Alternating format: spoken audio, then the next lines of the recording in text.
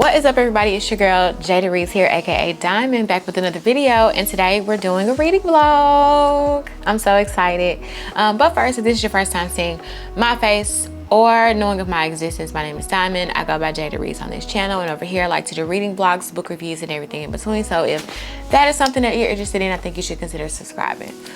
Okay, so it is a cozy Saturday night. As you guys can see, I just had my shower and I wanted to make me a late night cup of coffee because I just want one. And also the type of coffee that I drink, it doesn't really take away from my sleep at all, especially if I'm like dog tired. I'm gonna go to sleep anyway regardless, so it doesn't matter what time of day I have coffee, as long as it's not espresso ridden or really super strong cold brew or something like that. And it's not too late in the day. I actually got off work a little early today, so I've been at home pretty much all day since about 1:30. And yeah, it's just about, what time is it? It's about 7:15. So yeah, so we're just having a late night cup. What does that say? Best teacher ever? If you did not know, I'm a former school teacher. I taught school for 8 years, and I no longer do that. I'm in another service industry. Anyway, so yeah, we're gonna start the reading vlog. First, I wanted to show you guys a couple of purchases that I just made. I just uploaded a book haul, but I recently found 2 books that I was looking for. This book has been on my radar. Oh, it has an ugly 20% off sticker. And I actually got it from a used bookstore, but I guess nobody ever really bought it or tried to take the sticker off. But I recently saw Myra from Myra's Junk Drawer.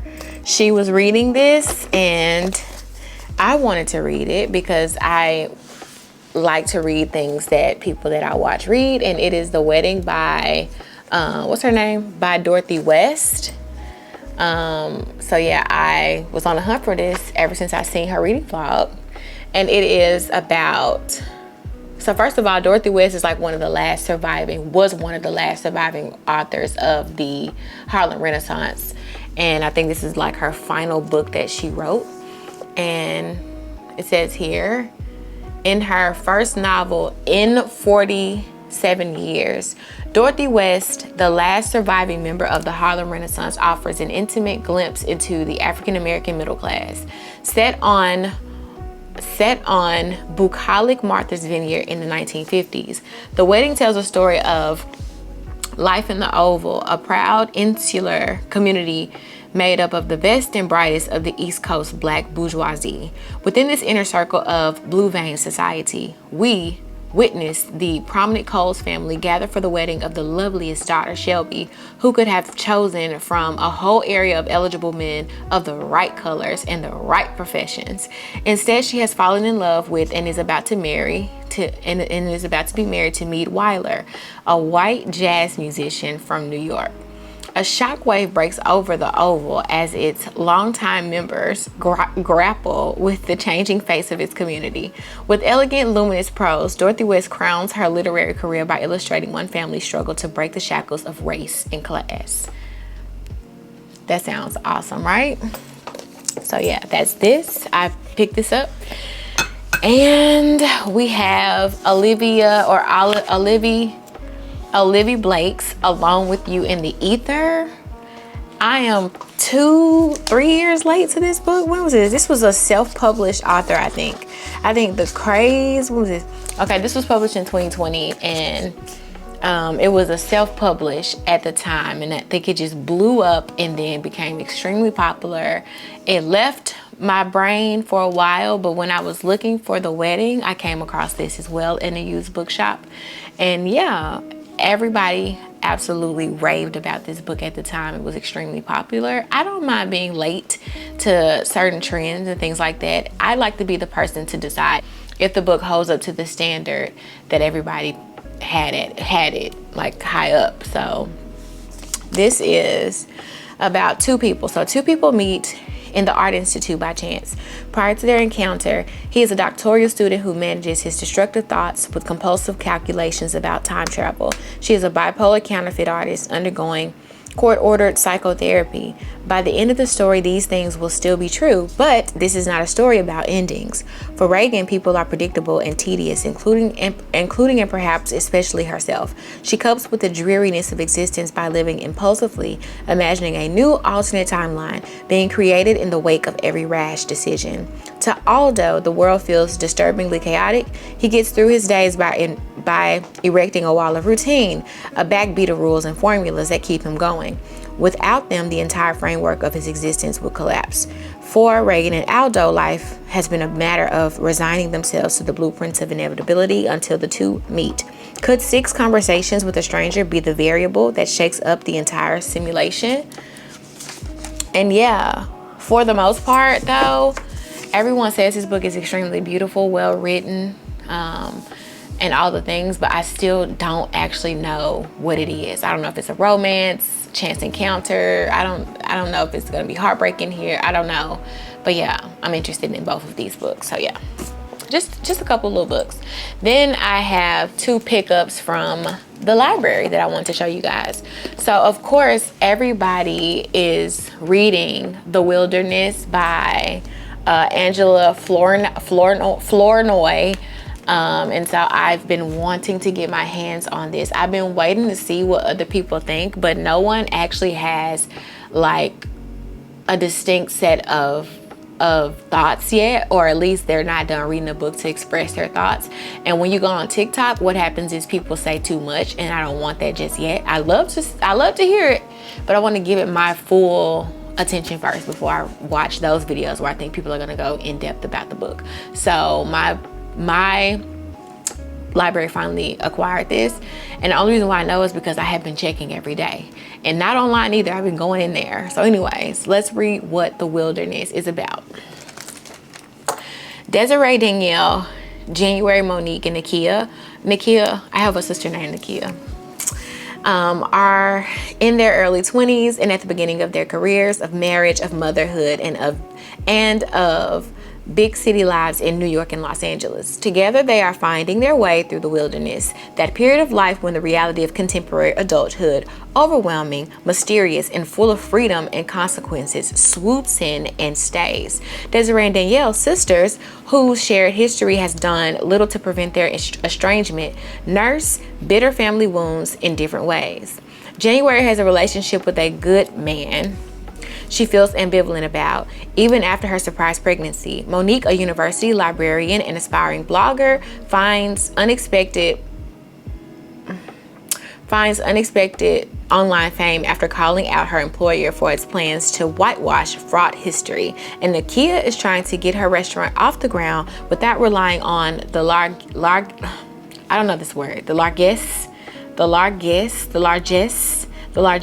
of her upper middle class family, who wonder aloud if she should be doing something better with her life.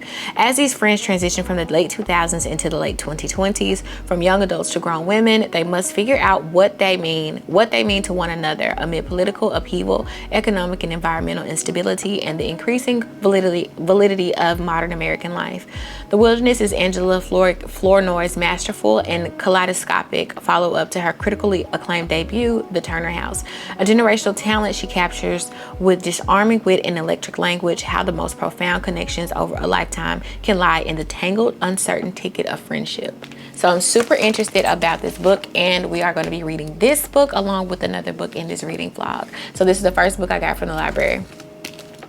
The second book, girl, okay, I only grabbed this because it was available and because it was also new and everybody's talking about it. Am I gonna read it? I don't know.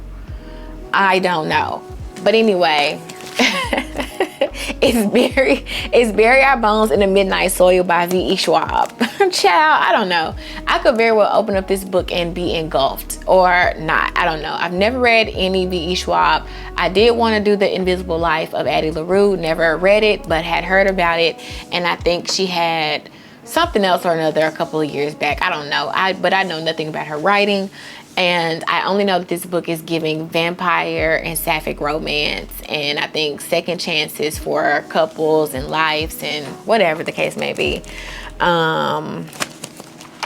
Yeah, but I'm not gonna read I'm just showing y'all what I got, but I'm not even interested in it for real. But you know what? It might grab my special attention at some particular point. Who knows? And we might come back and discuss it. But I just grabbed that because it was right beside this. So we're reading The Wilderness in this vlog. But first, and also, we are going to be reading Assembly by Natasha Brown. So I've been reading this book today. I'm halfway through, quite literally. It's 102 pages. I'm on page 51. And I have a lot of things that I want to talk about regarding this narrative. So, okay, so Assembly. Assembly follows a woman. I've only been able to get her last name, which I believe is Banks, if I'm not mistaken. Let's see.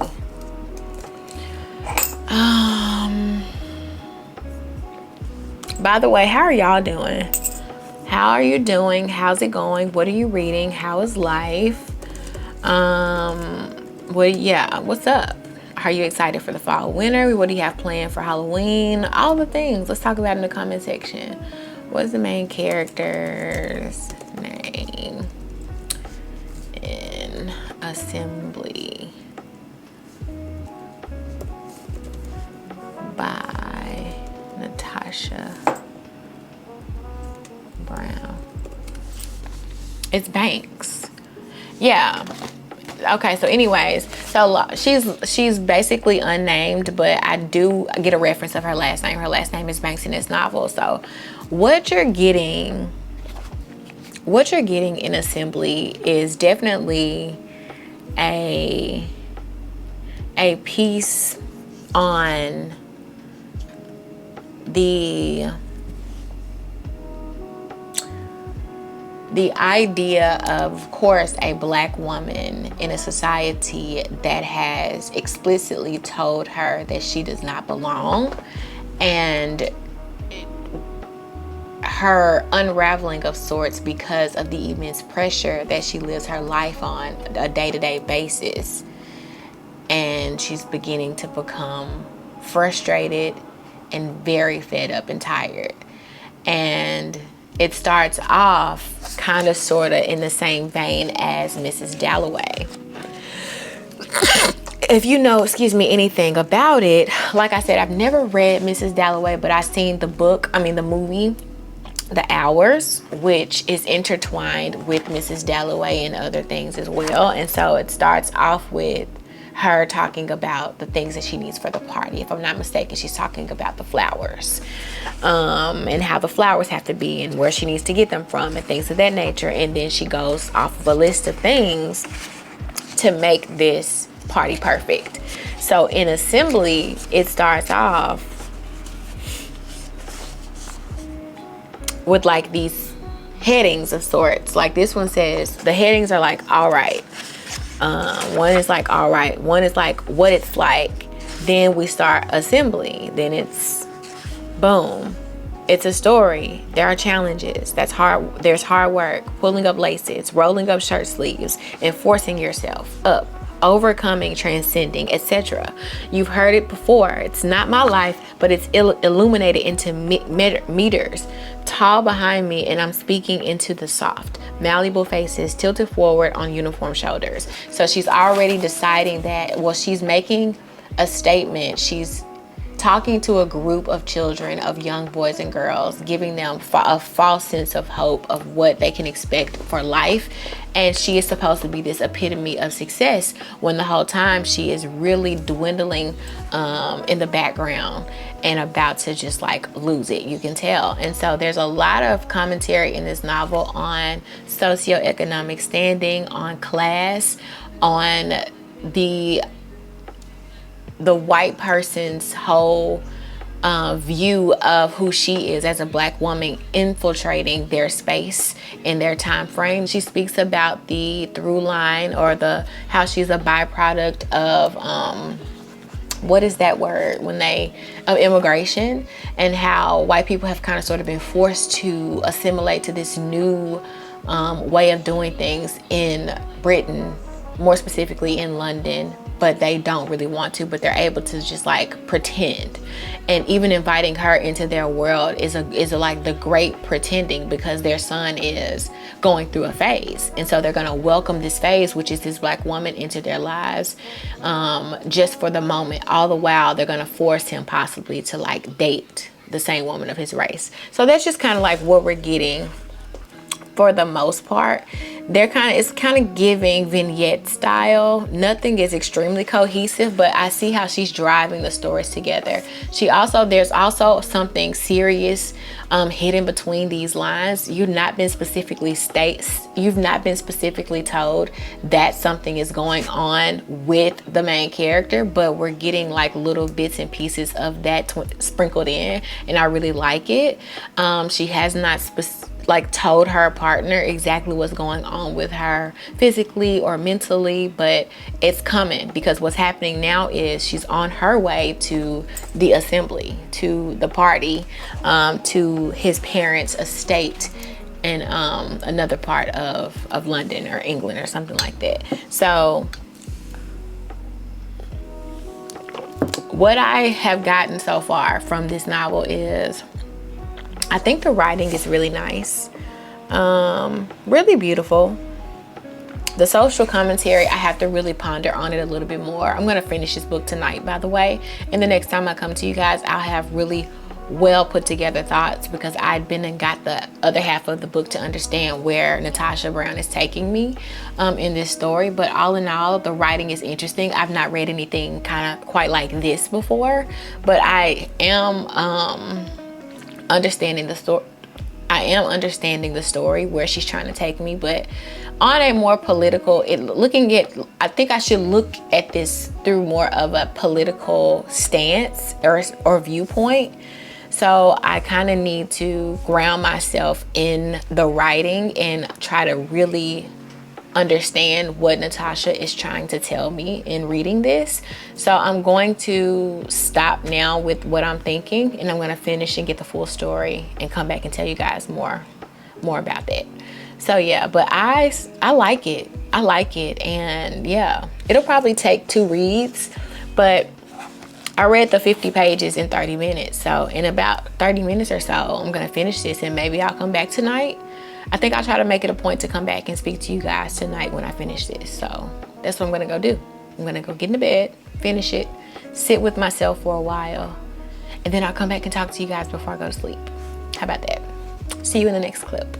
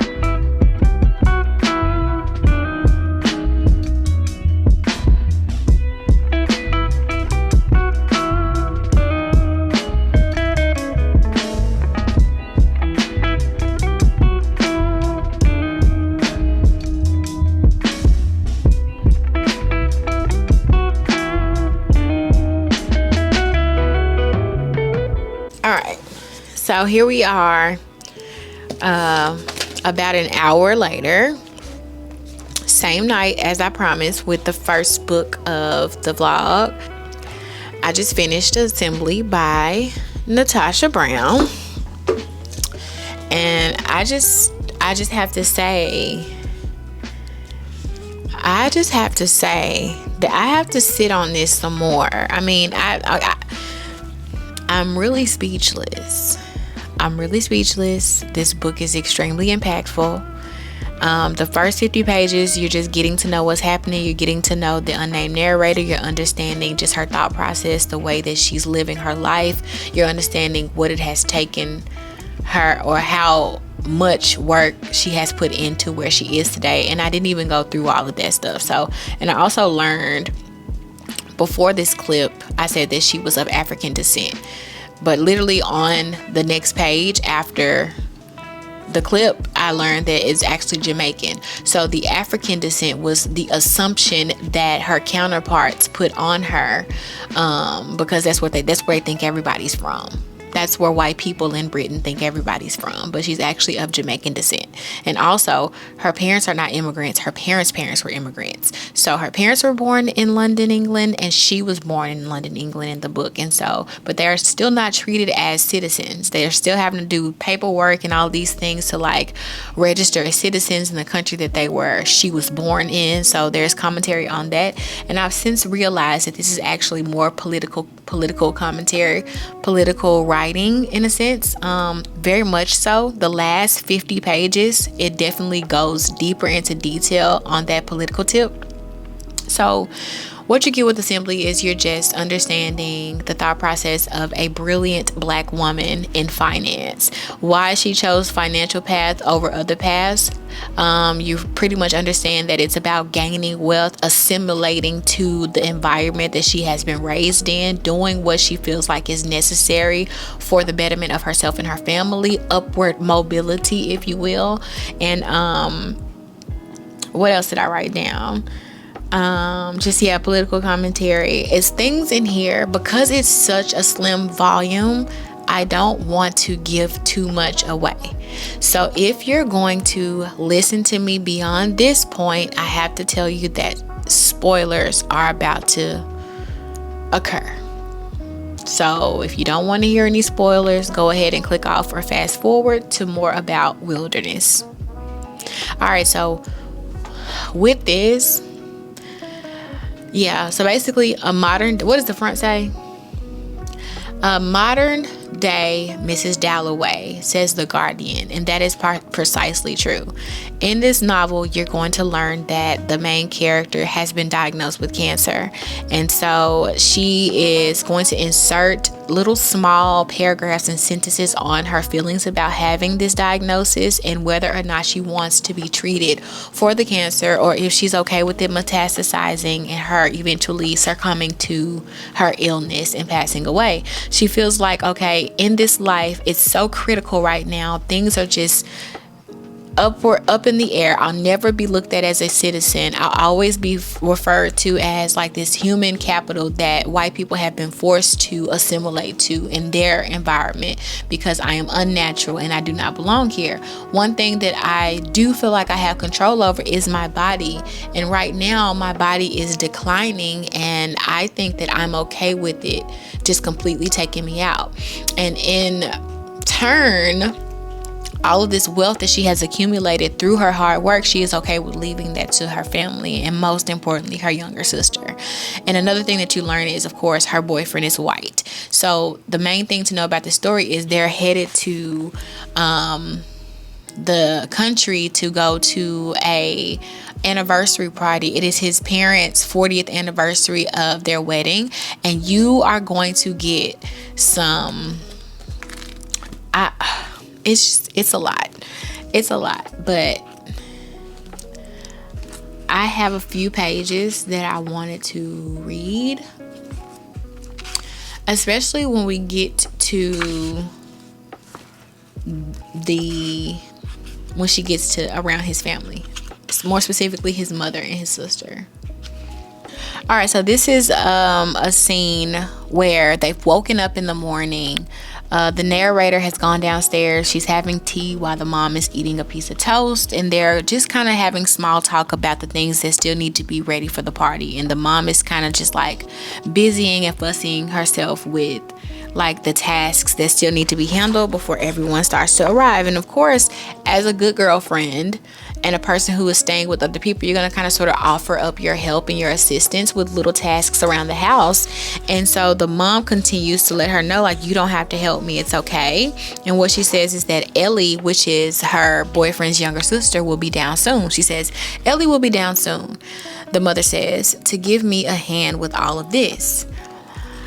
She waves at the busying scene in front of us. a few other people catering staff, I guess, carrying boxes to chairs or bundles of long stem flowers over from somewhere left of view. She dusts the crumbs from her hand onto the empty plate and tells me about a friend of her son's. Something of an old flame, actually. All that is ancient history, she assures me. I'm not to worry. Still, she says, the friend often pops by early on these occasions to lend a hand. I'm positively overrun with helpers. She makes a gesture of mock exasperation. The mirror of mother's amusement, recognizing her precise enunciation, how deliberately she forms consonants around labored vowels. She is woefully illuminated in this moment, here in her stunning kitchen. Then she clears the plates, and we return to our performance of host and guest. We make small talk absently until I hear at last the warbling approach of the baby with Ellie, as promised. Ellie responds matter-of-factly to the baby's ambiguous noises, as though they're engaged in a real and tiresome conversation. Brisk, she finger waves a greeting to me. Then, mother and daughter huddle to talk logistics, where the cars will park, what time the van will arrive, things I assume must have been considered already and agreed upon weeks prior. The baby reaches out to me, fussing, leaning over and wriggling out of the daughter's arms. She parks her in a high chair, a stylish walnut contraption. He kicks, then swings his little feet. Again, his hand reaches out towards me. It feels like a touch from the mother, her gaze cloying and silkily as a spider webs against my skin. I turn to look at both mother and daughter. The elder's face stretches into another smile. All this party talk, she says. You must be bored senseless. Before I can answer, she points me to the solution of a garden stroll. Fresh air is so invigorating, she says. Now you tell me what you gather from what I just read to you. And imagine that throughout this slim little volume of a book. I am 4 years too late. This book was published in 2021. Everybody absolutely loved this book. Like I said, they talked about it endlessly. All you heard about was Assembly. Natasha Brown, the beautiful Natasha Brown. And I just have to say that this was phenomenal. I had a couple of moments where I was about to burst out and start crying. This book is very impactful. It's very much timely. And as a matter of fact, the things that Donald Trump is doing right now in our country of America is very reminiscent of what the Crown was doing at a specific point in British history as well, with the erasure of a lot of the slavery, the aspects of slavery, and how they wanted to kind of just pretend like those things didn't exist. So they did a mass kind of sort of destroying of certain documentation to just basically obliterate and erase certain things from history. But of course they can't do that when certain people are history keepers and you keep up with everything that has occurred in this world up into present day. So to collect now is like gonna be super like high on my list of priorities. Like as soon as I buy the house that I want to get and start remodeling and renovating it, there's definitely going to be a room dedicated to documents and all of my books and everything that I want to have, because physical documentation is going to be like supreme, especially within this world of artificial intelligence, and the government trying to erase aspects of who I am and where I came from. It's very personal to me. And the thing with Natasha Brown, the thing about this book that I don't want to tell you, because I think it's important for you to read it for yourself, is that it's going to, if you're Black and you're reading this, no shade to the white people watching my videos, but if you are Black, I really think you need to read this. It's only going to take you 2 hours. It's quite literally. If you read like me, on average, it takes me about 45 minutes to an hour and 20 minutes to read 50 pages. It just depends on the word count and the format of the page. But this literally, this took 2 hours. I read it for an hour at work, and I just read it for about an hour just now, and it's done. But this book was awesome. I'm pretty sure I'm pretty sure that I'm gonna have more to say about this tomorrow because I need to just sit and ponder on it. But this book was immaculate. There are some things, I just said a mouthful, but there are several surprises in here that will take your breath away. And I want to leave it that way. I don't want to give too much away. I can't with this one because I'm not Frankie. My videos are not here or meant to truly spoil something. And something this great, I think I should keep some of it a secret and just behoove you to just go ahead and buy it. Just go ahead and buy this. It costs about $10 and it'll only take 2 hours of your time. This was an immaculate piece of fiction. And I'll probably read it again in a couple days. But yeah. I'm not doing no more reading tonight. So when I wake up in the morning, I'm going to probably read about 50 pages of The Wilderness, and then I'm going to come and I'm going to talk to you guys about it. So the next time you see me, we'll be discussing The Wilderness by Angela Flournoy. Okay, and that's that. So I'll see you guys tomorrow. What is up, everybody? It's the next day for the reading vlog. I'm currently sat trying to see where I want to go to get a salad from. I have no clue, and I was like, wow, I'm driving around figuring out what I want to do. I could be talking to you guys more about my freaking thoughts because what time is it? It's 11:26, and girl, I thought about this book all night, and I woke up thinking about this book today. And I think that I'm going to read it again today, but I'm still going to start Wilderness. I brought it with me as well. We're still going to start Wilderness and see what Wilderness is talking about. But babes, when I tell you, Assembly has got your girl perplexed. I am quite literally up in arms about this book. I pulled up an interview with Natasha Brown, and what I gather from it mainly in particular is that Sister Girl is a thinker. That's the best way that I can put it. Like, why is it shaking? It never shakes. That's the best way I can put it, is she is a supreme thinker. And hell, I want to just be more like that. And I think it's not that I want to be more like that. I am a thinker as well, but I think in watching her interview, it's just like she doesn't have any limitations to what she thinks or what she feels. She is her own complete person, and when you are that sure of yourself, there's almost literally nothing that anybody can say to like disarm you of your right to just be an individual. And I really like that about her, because she even went into the ideas about her publishing house. Now, it's not on this book anywhere, because when she said that, I looked on this book, but she was like, the publishing house marketed her book. It is on here as well, okay? Which okay. She talked about how on the hardcover edition, the main thing that was like really pushed, on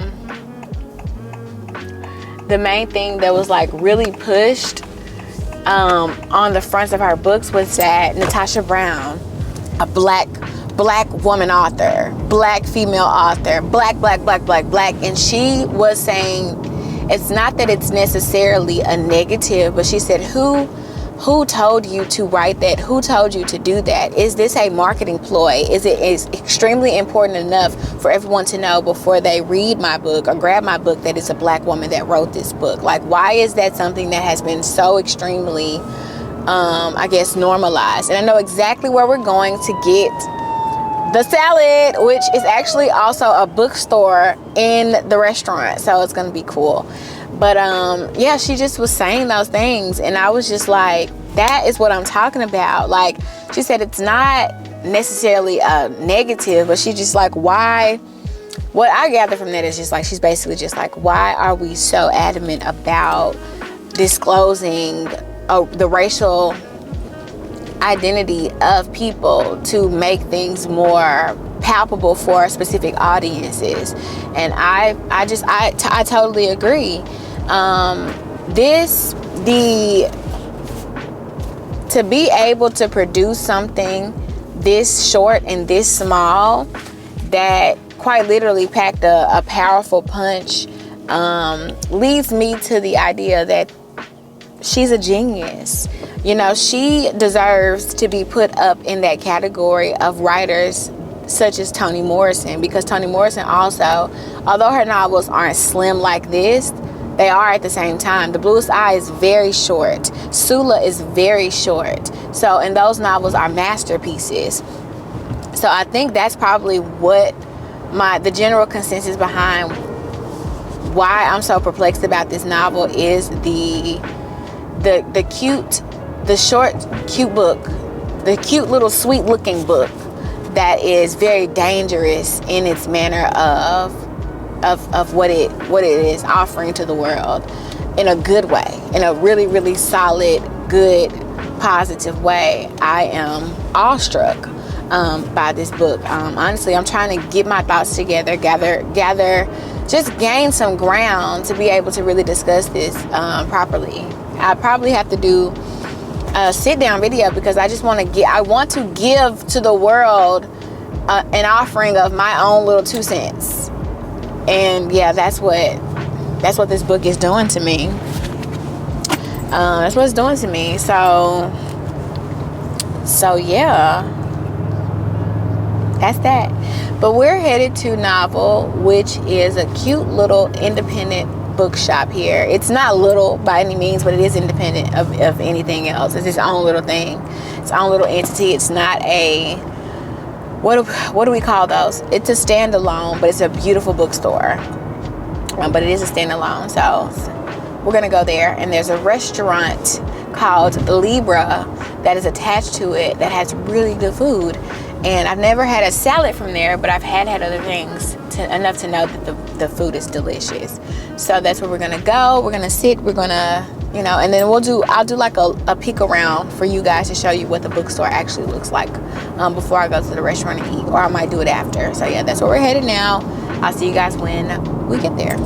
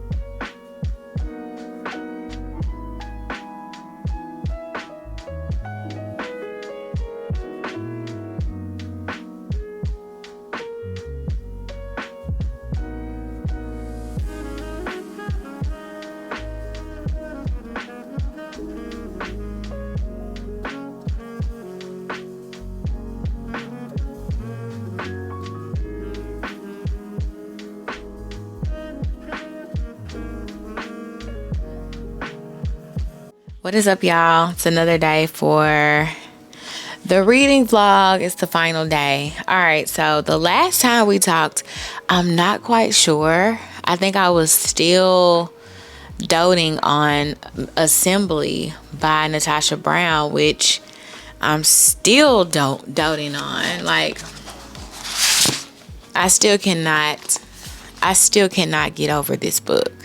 Like, this book just has really thrown me for a loop, to the point where I wanted to just really maximize the way it made me feel.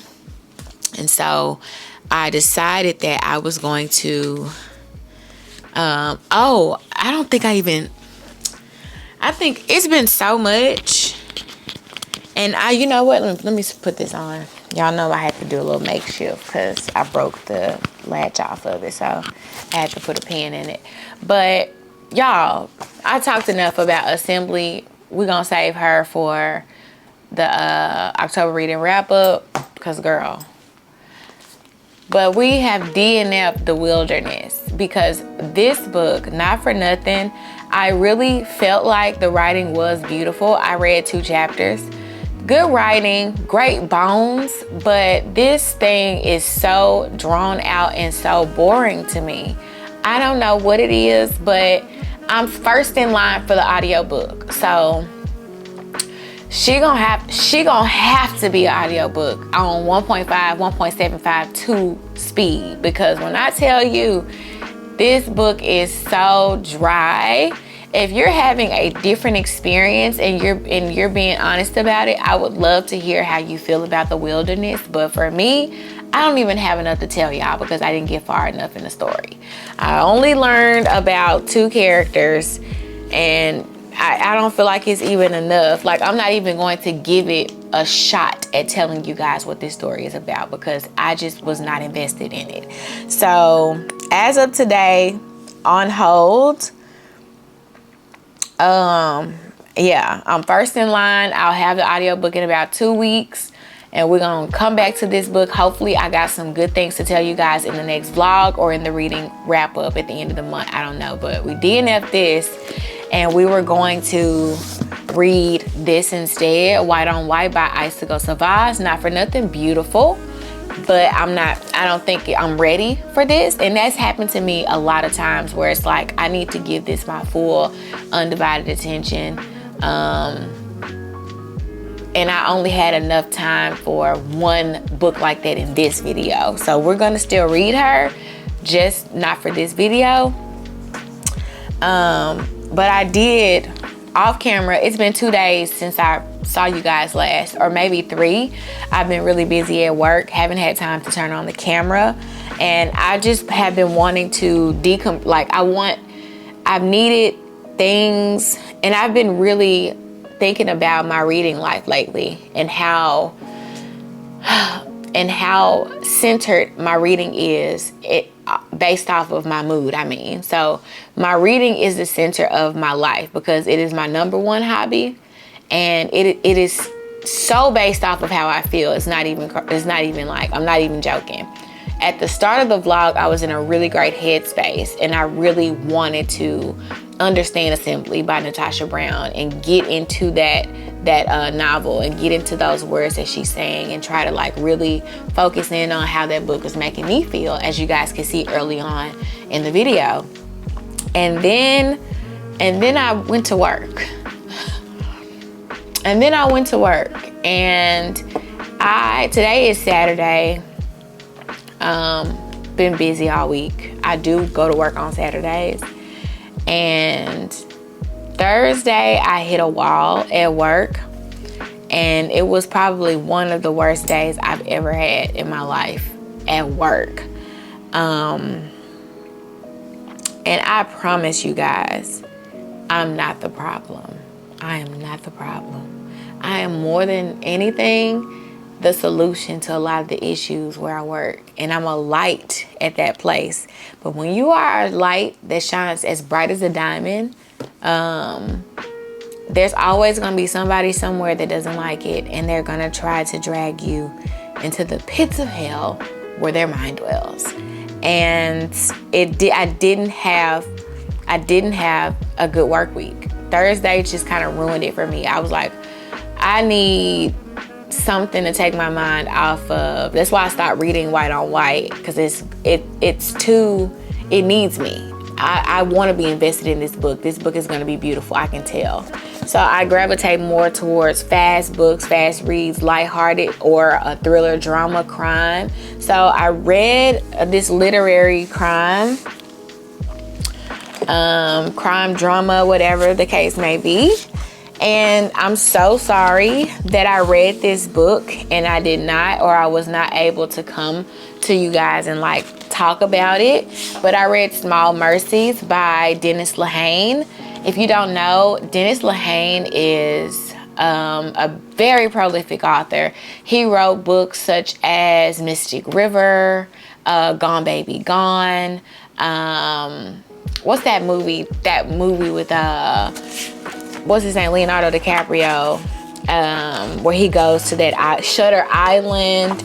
I know you guys have heard of those. Moonlight Mile. Like, a lot of his books are adapted to film, and the films do really, really well. So, and I think out of all those that I named, I really liked Gone Baby Gone, but Mystic River was like my jam. I loved that movie. So Small Mercies has been, hold on y'all, hold on. So yeah, Small Mercies has been going around, making its rounds ever so slightly for the last like 4 months. I think I've seen a couple of people read this. I've owned this book for eons, and I was like, let's pick this up. I read it in a day. That's how I know. That's why I said, like, me reading is an escape for me, so much so. And when I'm not feeling it in the real world, I have got to dive into a book that can just take me away. And this one, from beginning to end, did what it needed to do. This book follows Mary Pat. She is a racist out of the Southeast in Boston. This book takes place in the 70s during the school integration, where they were busing black and white children to schools in and out of the neighborhoods. And it centers on a pivotal day where the people in the neighborhood in the Southeast were going to do a protest, and because they didn't want black kids coming to their schools. And so you follow Mary Pat, her relationship to her community, her relationship to her last living child, Jules, her daughter. And Jules goes missing, and she doesn't return. And so what you find is a mother on a mission to figure out where her daughter is, if her daughter's still alive, what happened to her daughter, and who are all the people involved. And there's a journey that she goes on as well as an individual, and she has to take responsibility for the ideology that she has spewed in her community and in her household that negatively impacted her life and her daughter's life. And there's a really sweet moment at the beginning of the story where Jules is like, "Ma, I don't understand anything about this life.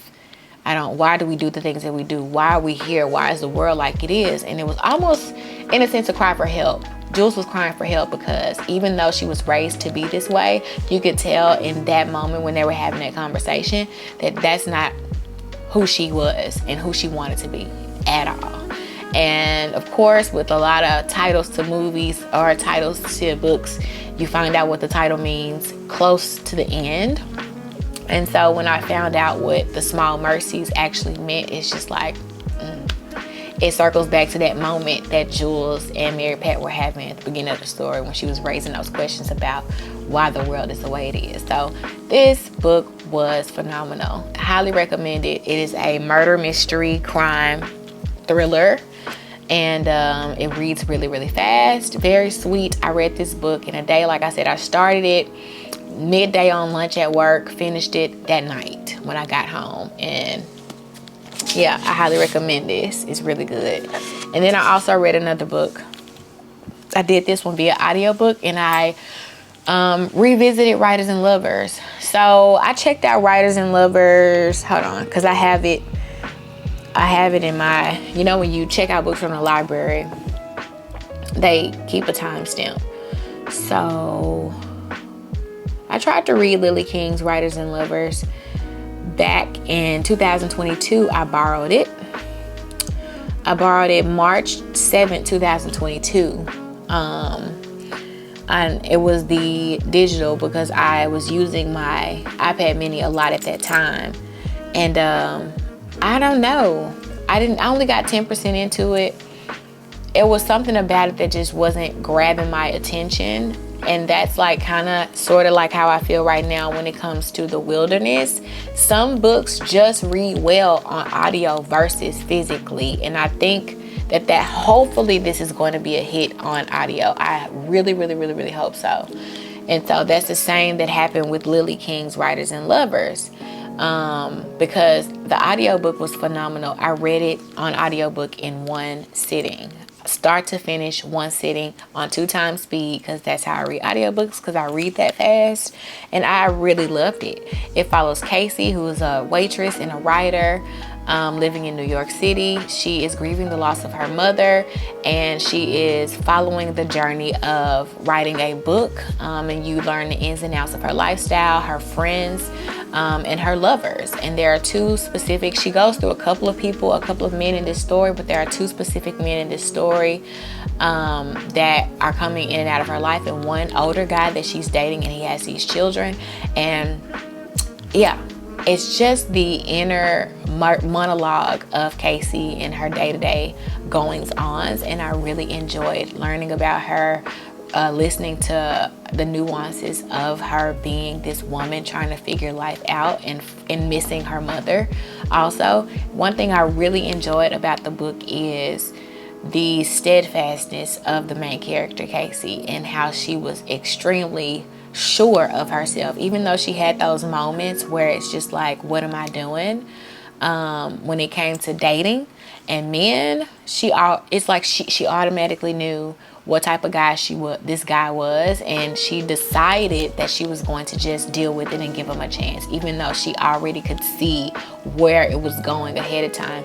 And that is something that I liked about Lily King in this novel. There was never a moment where Casey did not feel that she was wrong. She knew immediately when a man gave her a bad vibe, I gotta leave, I'm gonna go, or this, that, and the third. Like, it wasn't like this book was for a mature person to read. It wasn't giving those same vibes as a Celine and the Idiot. Even though we meet her when she first enters into college, she is young, and so she's not understanding quite that she's dealing with unrequited love, and the longing that she's experiencing is that of just one person who is interested and the other one doesn't really care for her.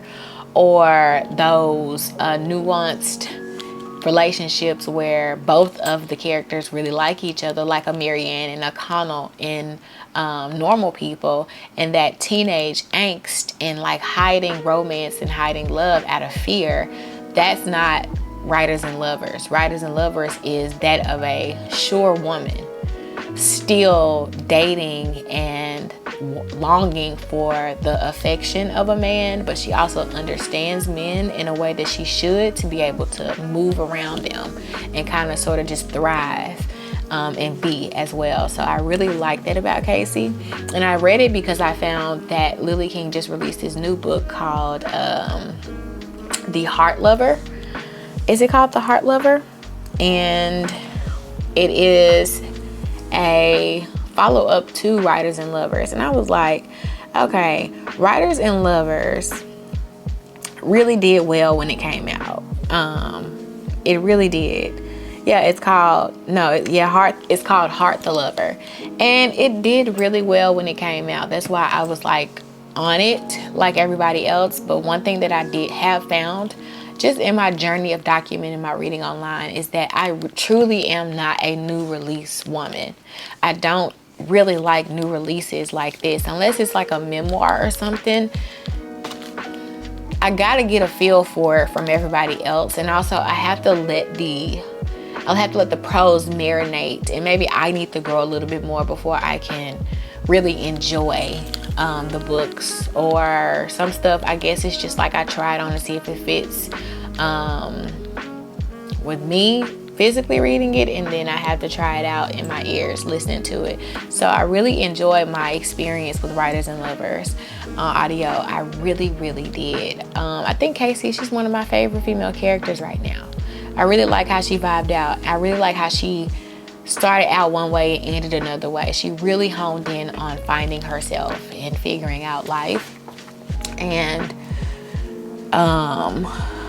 yeah, so I just wanted to say that I wanted to bring those last two reads in and kind of just like circle back with the vlog and end the vlog, because this vlog is going up when it's supposed to, Sunday morning at 8 o'clock. So yeah, and then we'll just start another one. We'll figure it out. I really need to clean up my room. I have 2 days off and I'm happy about that. There are 2 days back to back, and I don't normally have those. So I need to really focus on organizing and cleaning and getting ready for the winter, because it's a mess in here. So yeah, so we're ending this I'm gonna pick some new reads. I've tried out a lot of books in the last few days and they did not work. I tried my best to pick back up Haruki Murakami's, or is it Haruki? Yeah, Kafka on the Shore. I was like, let me try to read Kafka on the Shore again. I DNF'd that book in 2023 on chapter 21 or 22. And I was like, I'm gonna just start it over. And I read up until chapter 12 and I was like, it's just not for me. You know, some people I really wanna like and I don't like him. So we're gonna just unhaul a few things. Also tomorrow, after I wash my hair and after I take my 4-mile walk and all that stuff, I'm gonna unhaul physical books and maybe we can go and take those in a new vlog to some little free libraries or go sell them to some bookstores. I don't know, but Kafka on the Shore has to go. It's not for me. I've tried twice and that's that. So we're gonna try the Wind Up Bird Chronicle. I don't know if it's gonna make it into the vlog. Some stuff just has to be for me. Like I've been reading, I don't know if I remember telling you guys, but I've been reading, what's that book? I forgot, but I've been reading The Count of Monte Cristo all year. And I would think it would be a great feat if I finished it by the end of the year. So we're working our way through The Count of Monte Cristo. And I know the Wind Up Bird Chronicle is a thickie as well. So we're gonna start the Wind Up Bird Chronicle and see how we like that. I'm not spending a million years with these books. I know, like I said in the first chapter or 2 or 3, that it's not gonna be for me. So I'll update you guys in the next video about the Wind Up Bird Chronicle. What else did I DNF? I DNF Severance by Ling Ma. It's not for me. I've had Severance for 3 years now. I remember I went on a date and the guy took me on a date to the bookstore because he knows that I love books. He bought me East of Eden. He bought me Intimacies by Kitty Kitamura, and he bought me Severance by Ling Ma. And I don't like Severance, so we're definitely unhauling Severance. DNF that, no. Read 5 chapters, no. So I'm just like, and it's fine. Like I'm not getting super upset or super pissed about not liking these books. It's just with me, with these books, it just is what it is with these books. You know what I mean? It's just like, okay, girl, it didn't work out.